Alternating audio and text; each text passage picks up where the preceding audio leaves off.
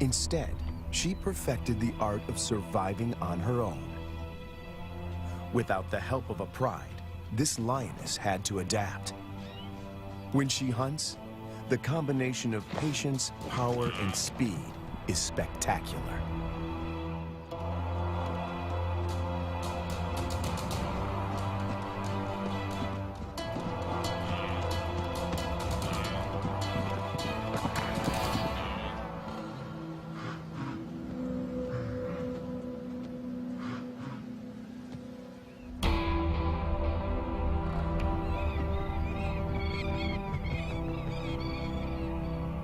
This female is about 6 years old when she steps into the viewfinder of Herbert Brouwer, a wildlife cameraman.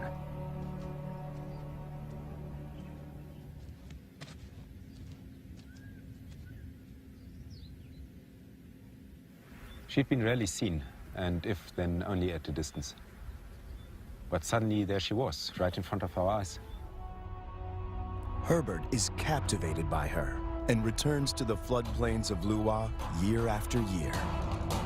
It comprises 3,600 square kilometers and borders Angola in the west. The bank of the Zambezi floodplain marks the eastern boundary of the park. People living here tell Herbert that the lioness has been alone for many years. They call her Lady Lua.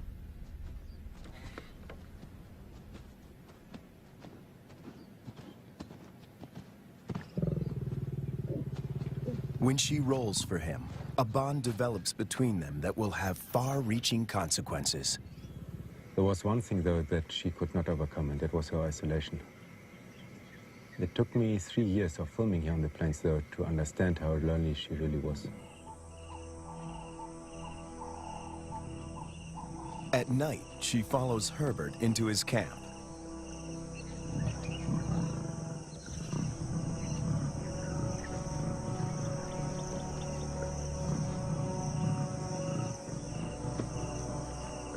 He would never expose himself to wild lions on foot, but he instinctively knows that she means him no harm.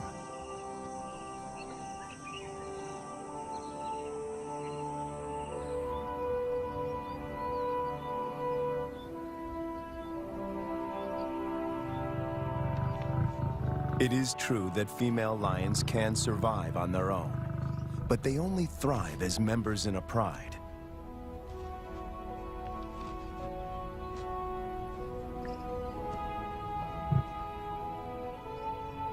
Is it possible to find Lady a mate? And could they produce cubs and form a new pride? These are the burning questions facing Herbert and experts at African parks.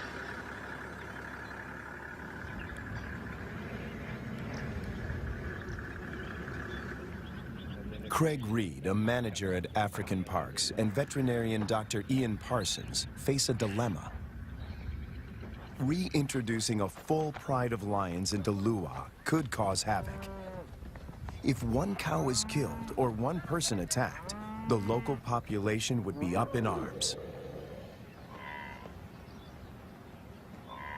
If they find her a mate, she will hopefully teach him and their cubs to stay away from cattle and people.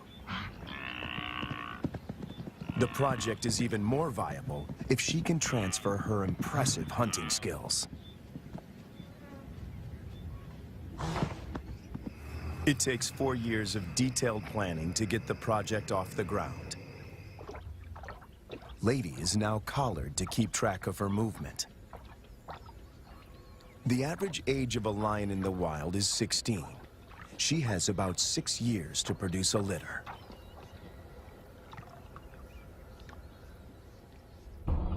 To find a mate for Lady, the team goes to neighboring Kafue National Park. Audio recordings of lionesses lure the males.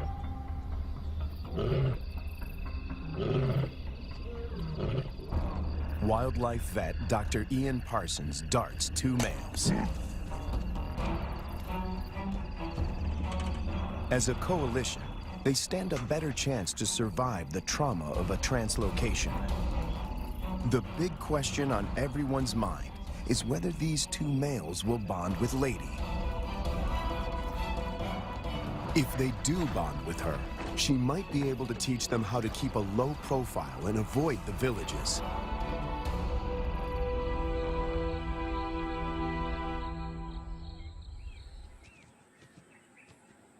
The two lions wake up in an enclosure, or a boma, right in the middle of Lady's core territory.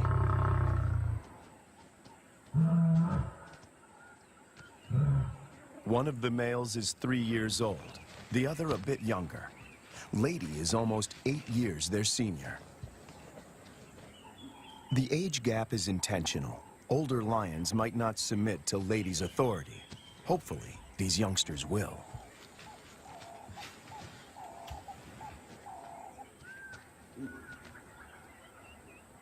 This is the first time in years that Lady has set eyes on her own kind. She keeps watch as the two males familiarize themselves with their new home. The first piece of the puzzle falls into place. But then, disaster strikes. On the 5th day in the boma, they escape. Finding themselves in a strange environment, they could take fright and bolt. To Herbert's relief, he finds them a few hundred meters from the enclosure. Lady's response is odd. She rolls to show them she is not a threat, but she doesn't approach them. The males are aware they are in her territory. Everything is new. It's going to take time to adjust. Before she leaves, Lady marks the territory with her urine. It's a strong message. She's the landowner. They are the squatters.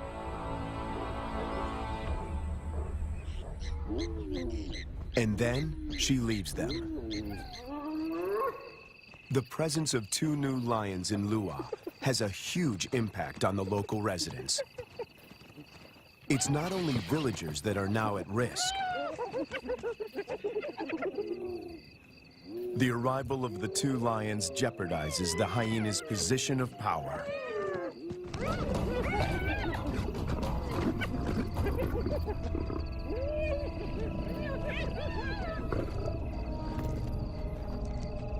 Together, they make a fearsome team.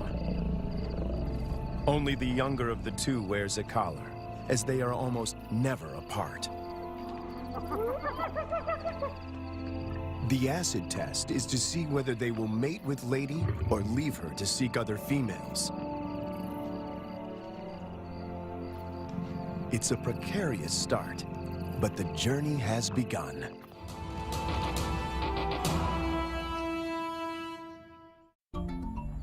Almost 3 years go by without incident. It's November, the beginning of the rainy season. Thousands of wildebeest pour into Lady's territory. The males are hardly recognizable.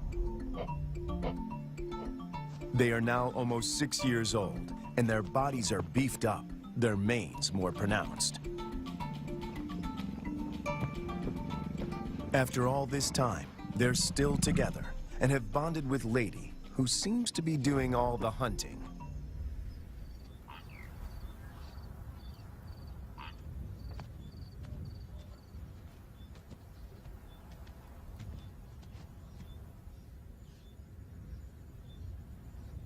She targets wildebeest, almost twice her size.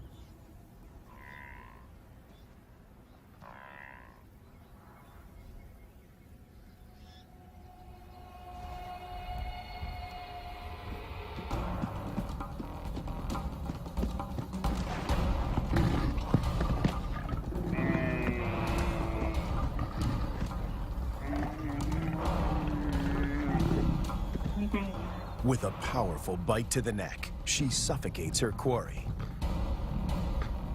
It's all over in minutes. The meat from a small calf could keep her going for a few days, but she's not hunting only for herself.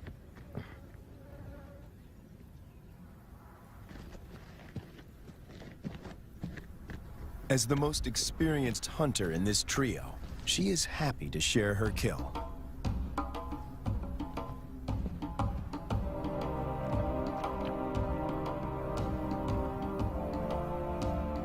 The fact that she allows the males to join her and that they don't chase her off the carcass is significant. Eating together is the first building block of a pride.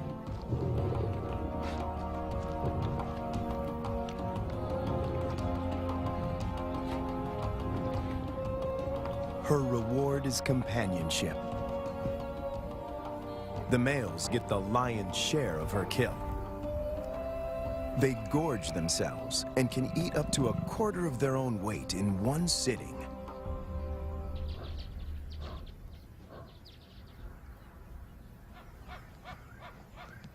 For the first time, Herbert sees the two males compete. It is the younger of the two brothers that emerges as the dominant male.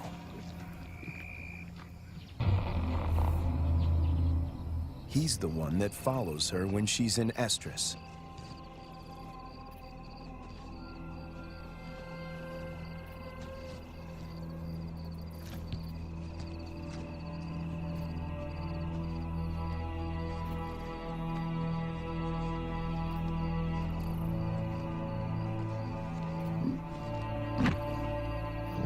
He grimaces, curling back his lips to expose an organ in the back of his mouth that picks up faint chemical pheromones.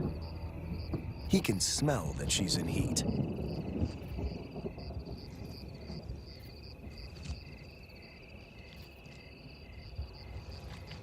It's the dance Herbert has been waiting to film for years. The brother watches from the sidelines. Lady stays receptive for several days and copulates frequently. Both males stick to her like glue. They won't fight over her. As members of the same coalition, they come to a gentleman's agreement. If the dominant brother tires, the other might get a chance to mate as well. Now she rolls, not to greet Herbert, but in submission.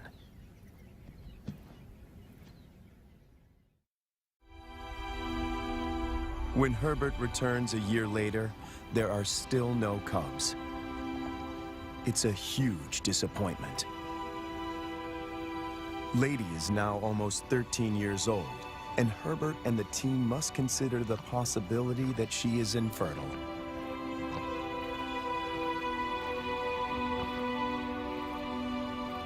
If that's the case, the males might leave her and start roaming, looking for other females to propagate their bloodline. And that will bring them in direct contact with villagers.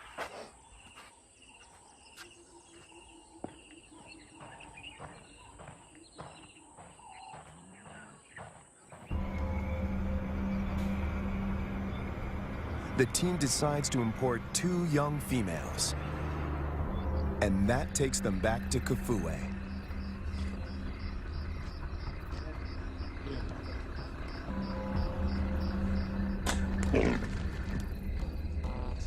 Again, the team faces a dilemma. If the females are too old, they might injure Lady or drive her out of her territory. Too young, and the males might kill them.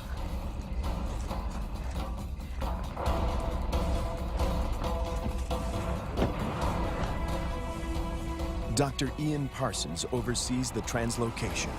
We need some water just to keep them cool while we're traveling. All right, antidote. That's not very fast acting. It takes about 15 minutes to work.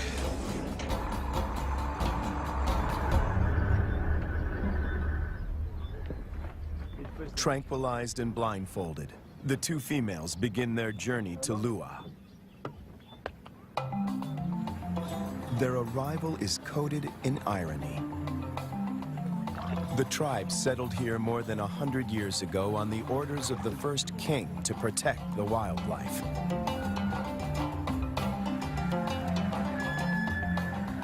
But many of them have never seen a lion. And yet lions have always played an important part in the biodiversity of Luwa. African Parks aims to restore the imbalance. But this is only possible if Lady remains the central character. She has to teach the new arrivals the lay of the land and teach them to keep away from villages. The question now is whether she can transfer these skills in time. The two lionesses are collared with radio transmitters before being released into the enclosure.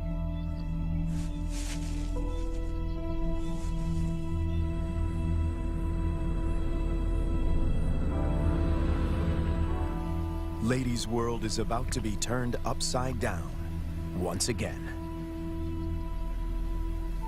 To Herbert, she seems sad and confused. She turns her back on the boma and heads north.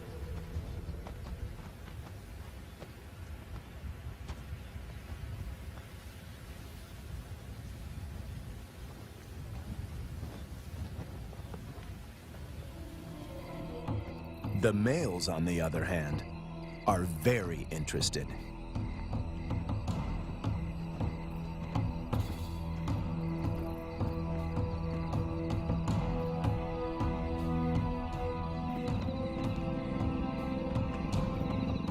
These two lionesses are barely 20 months old and still cub-like.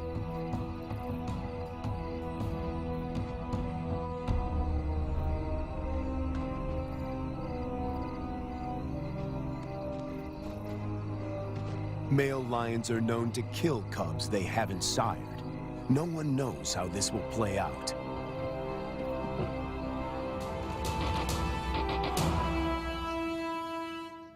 After 3 days, Lady makes a U-turn and returns to the fenced-off boma.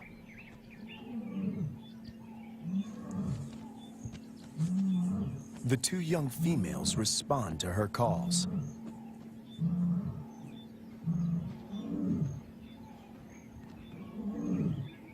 The connection between Lady and the cubs is immediate. She engages.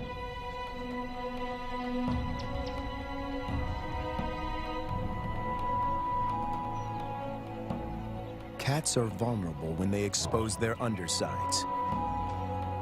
When they roll, they express submissiveness.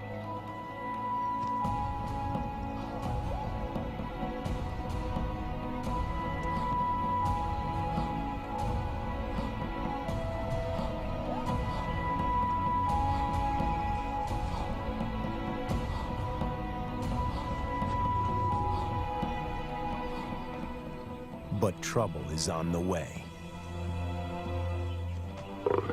Lady's body posture changes. She knows that the males could attack these new residents.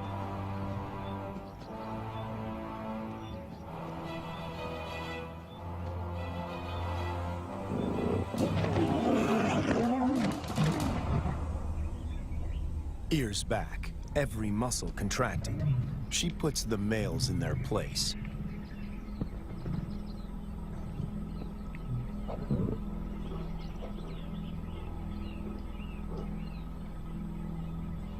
Four cats now crowd her space, after years of solitude.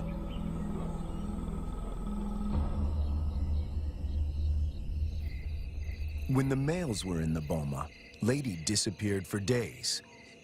But now she is intrigued by the cubs. She keeps constant vigil. The electrical current that runs through the fence is non-lethal, but does give a sharp jolt. Lady is clever. She discovers a broken wire and tries to gain access where the circuit is breached.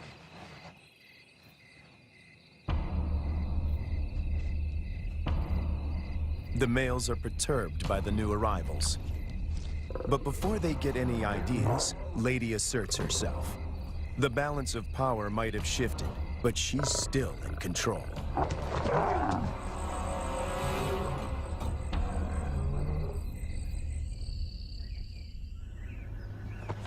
After 5 weeks in the boma, the team feels the young females are ready to be released.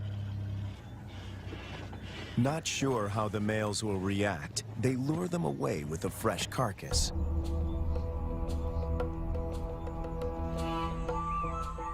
The young cubs have also not been fed for a couple of days.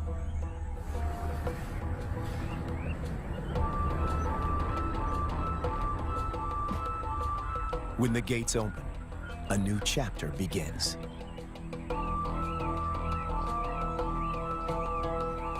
Lady is first on the scene. The cubs have spent more than a month in the boma to adjust. The question now is whether this newly forged bond will hold when they step through the gate.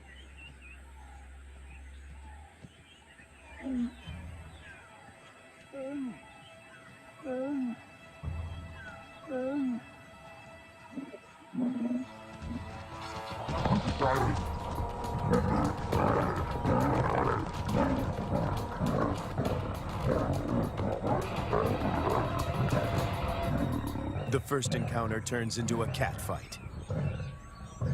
But it is more show than anything else. If Lady wants to kill these cubs, she can do so in the blink of an eye.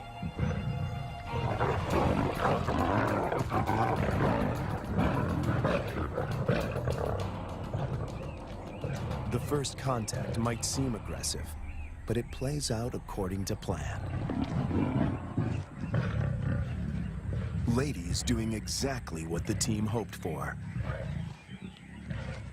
She accepts them in her territory and establishes her dominance.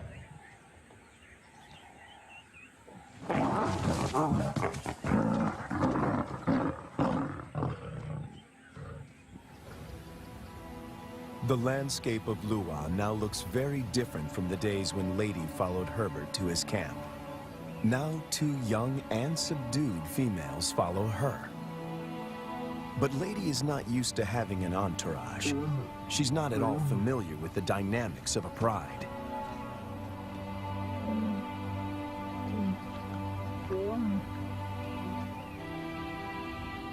Now that she has her freedom back, she does the unexpected. She abandons them.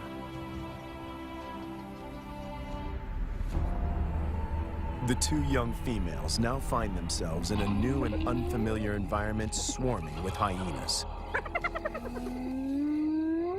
Since their release, the young females stick together.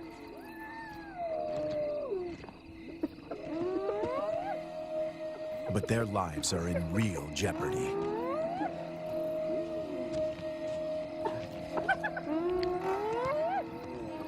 Hyenas can kill lonesome female lions, and tonight, they face a growing mob.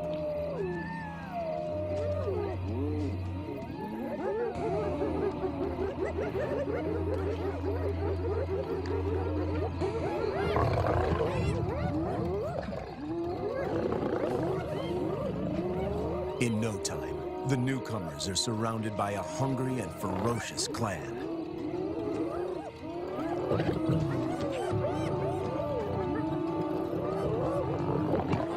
They stand their ground, but the noise attracts a far more dangerous adversary, the males.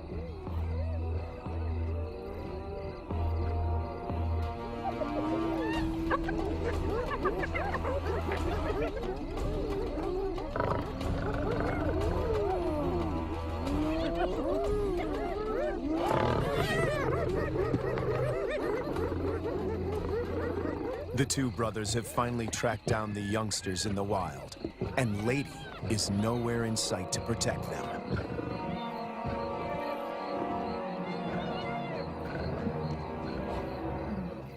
The hyenas know what's good for them. En masse, they retreat.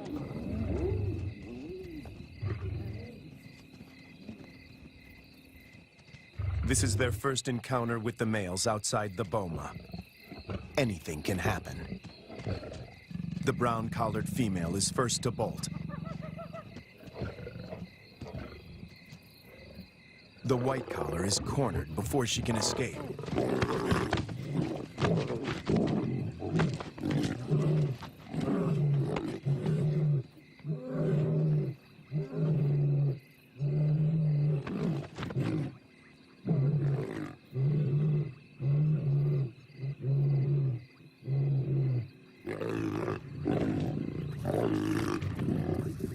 2 against 1. The odds are not in her favor. But her assertiveness could be her saving grace.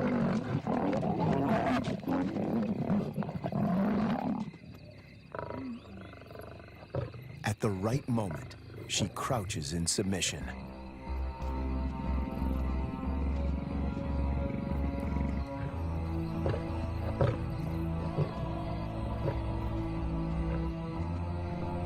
The encounter with the males is a frightening experience for both young females. They split up. Separated, they are now more vulnerable. Danger looms for both of them.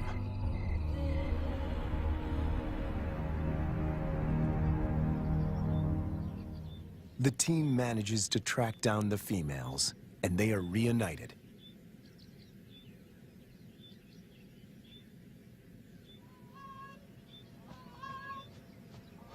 It takes months before they settle down. But little does Herbert know that he is filming them for the last time.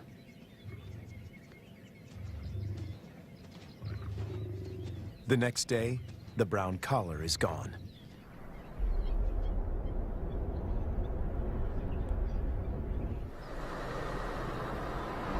Craig Hay heads up one of the search parties. All eyes are now on finding the brown-collared female. Some of the farmers have seen her in the vicinity. Her life is in real danger. Poaching is rife here. And then, their worst fears are confirmed. It's an Arab. A faint radio signal comes from a pond.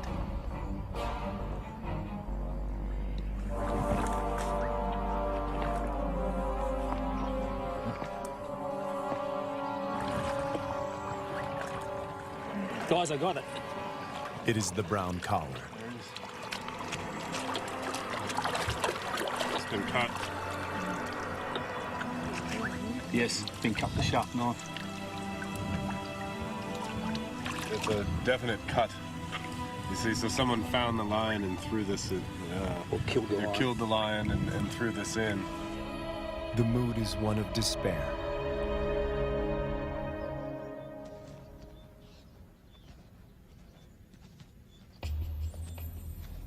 To complicate matters, the female in the white collar turns away from Ladies' Corps territory and begins walking in a northwesterly direction towards Angola. Even if she survives, in time, she will outgrow the collar and suffocate.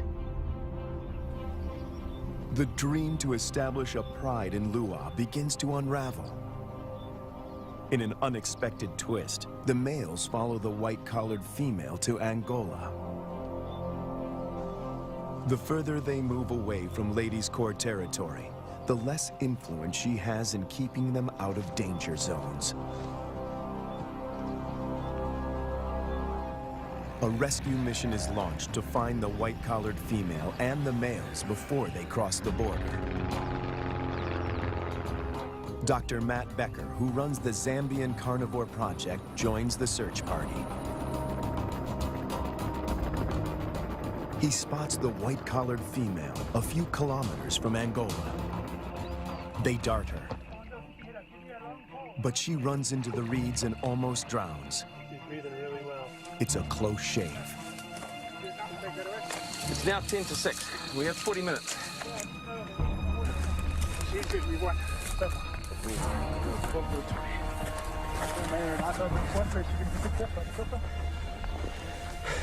Let's make sure it doesn't have their nose. It's going to be windy. The rescue mission is tricky. The small helicopter can barely lift her, and the ground team must help before the pilot manages to get his precious cargo airborne.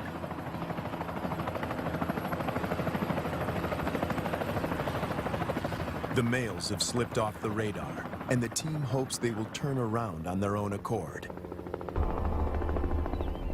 Meanwhile, more drama unfolds close to the boma. Lady is darted. The plan is to put her in the boma with the surviving female to try and forge a stronger bond between them.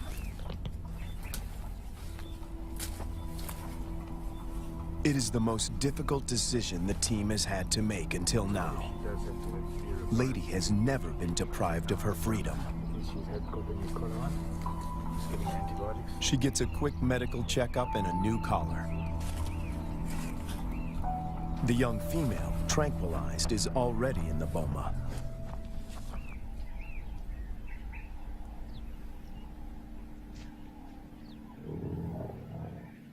No one knows how Lady will behave in captivity.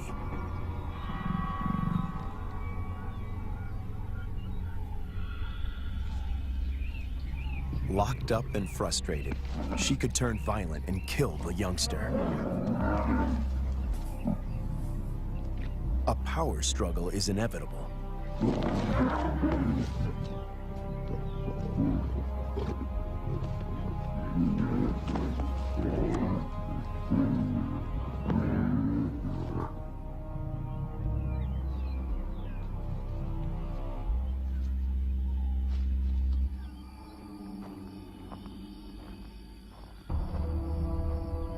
More bad news.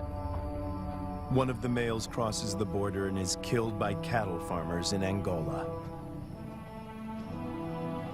Of the 5 lions, now only 3 remain.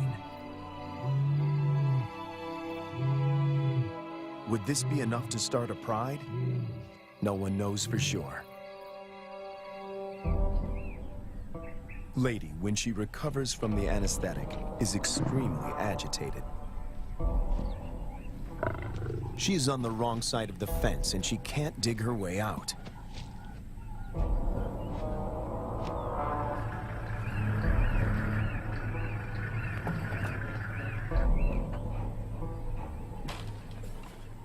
The young female, on the other hand, is familiar with the enclosure.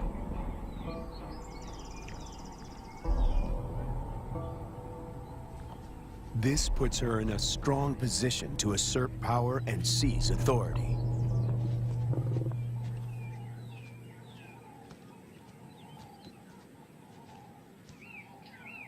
Clearly upset, Lady seeks refuge in a tree. Herbert thinks this elevated position is her attempt to retain control.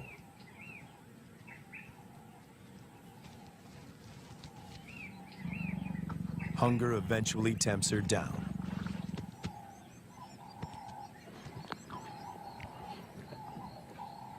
For Herbert, it's difficult to watch. This is a situation which I never thought would happen, is that Lady would need to be put into the boma. Now, she's been roaming free for all her life, which is probably about 13 years, 14 years, and now she needs to be locked away. It's good, Lady. The tree becomes a central prop in this battle of wits between these 2 cats.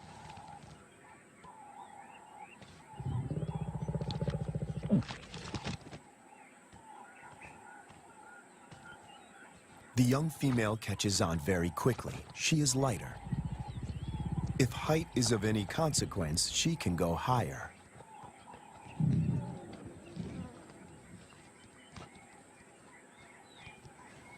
From her elevated position, the young female spots the surviving lion. He is just returning from Angola, alone. It seems as if every breakthrough in this project is shadowed by a new set of problems. The 2 brothers formed a strong coalition. They made this territory their own and for 4 years managed to stay out of trouble with the villagers. The hope of establishing a new generation of lions now resides with the survivor.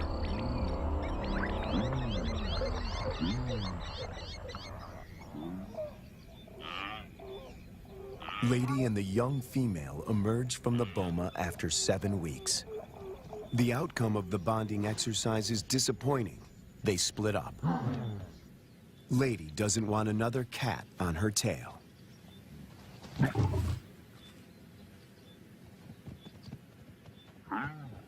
But the time in the boma did benefit the young female. It gave her time to mature. She doesn't see the male as a threat anymore.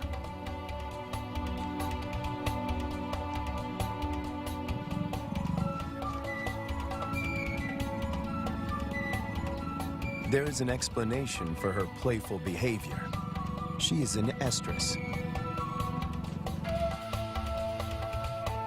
Lady is excluded from this courting ritual.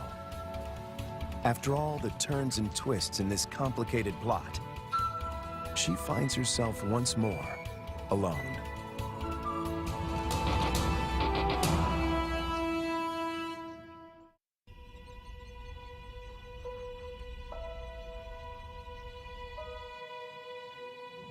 After hunting alone, the young lioness returns to the male. She is ready to mate. The project is one step closer to reaching its goal. The male will sire the next generation. But what about Lady? Will she be part of this new pride? It somehow seems sad and tragic if she is now excluded. And on cue, she disappears.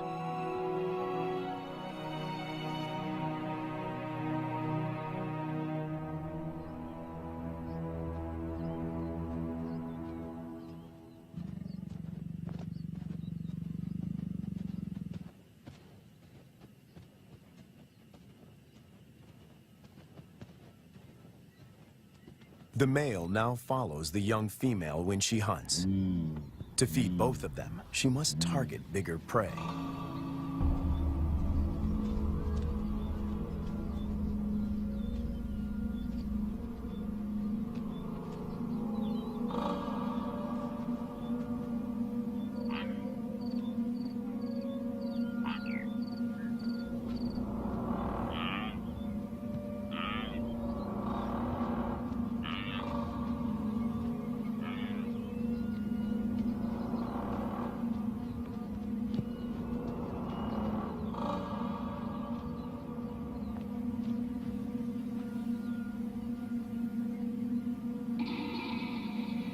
The male is not helpful.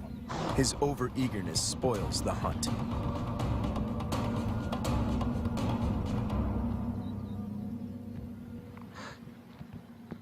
Herbert is about to accept that this regent king and the young female are now the major players in this drama, when Lady suddenly reappears.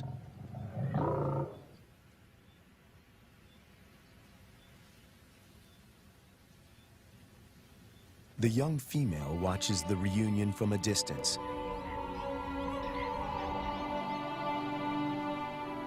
Over many years, Herbert and Lady somehow learn to recognize and respect each other's intentions.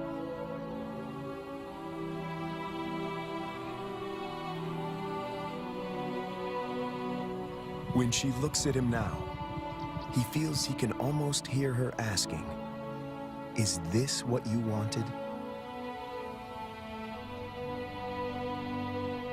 In the presence of the male, Lady lies down with the young female.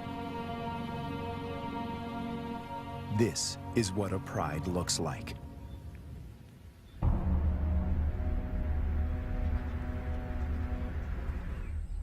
After so many years, all the effort and energy that went into this project seemed to pay off.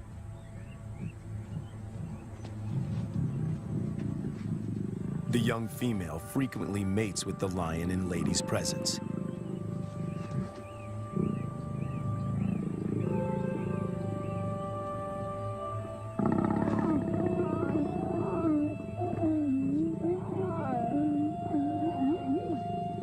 Females are the cornerstone of prides. They form strong bonds and hunt together. The male's instinct is to protect them, and his drive is to breed.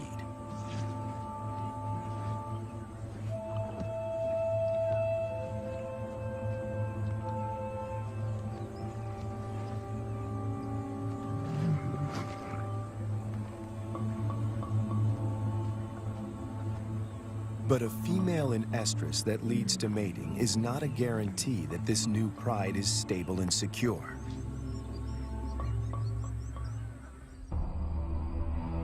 Hunting together is the final test.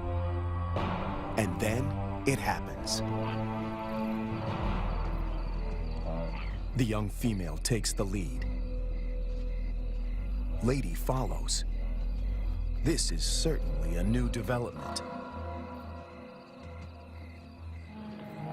And the outcome is swift and lethal.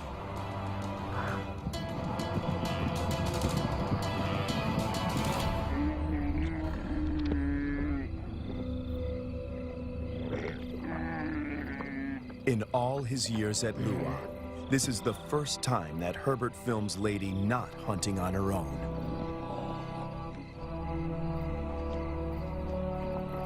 When the male joins them, the circle is complete. The air is full of promise.